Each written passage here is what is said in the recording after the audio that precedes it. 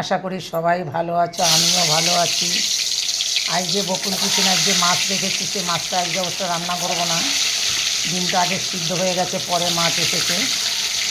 আজকে ডিম দিয়ে আলু দিয়ে রান্না হবে।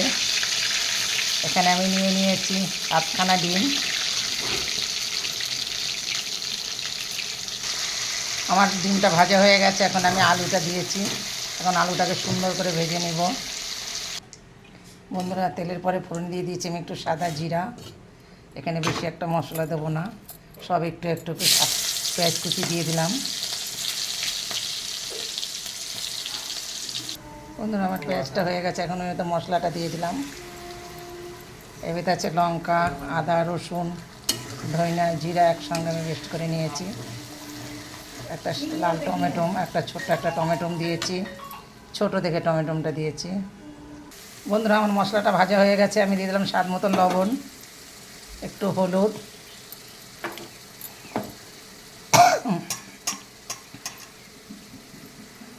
সামান্য একটু লঙ্কার গুঁড়া, একদম সামান্য, কেন দিকে আমি কাঁচা লঙ্কাটা কম দিয়েছি, যার জন্য একটু লঙ্কার গুঁড়া দিয়ে দিলাম।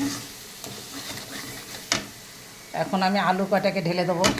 যে আলুগুলো ভেজে রেখেছিলাম, খুব মেঘ করেছে আমাদের এখানে, প্রচণ্ড মেঘ করেছে। সারাদিনে যতই মেঘ করুক, বৃষ্টি হোক, গরম কিন্তু কমছে না, অসম্ভব গরম এখানে।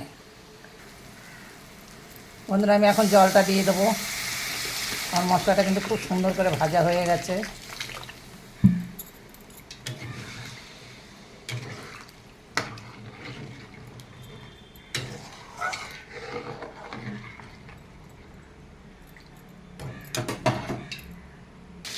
বন্ধুরা, আমার ডিমের ঝোলটা কিন্তু হয়ে গেছে, আমি এখন ডিম কটা দিয়ে দেবো। আলু যথেষ্ট সিদ্ধ হয়েছে।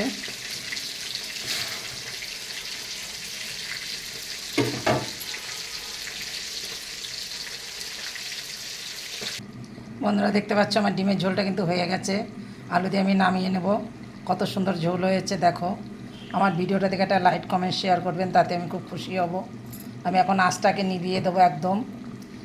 একটা লাইক কমেন্ট শেয়ার করবেন, তাতে আমি খুব খুশি হব। বন্ধুরা, আমি একটু সবসময়ের জন্য ব্যস্ত থাকি, এখনও অন্য অন্য রান্না পড়ে রয়েছে, খেতে চলে আসবে সব। সবাই ভালো থাকো, সুস্থ থাকুন।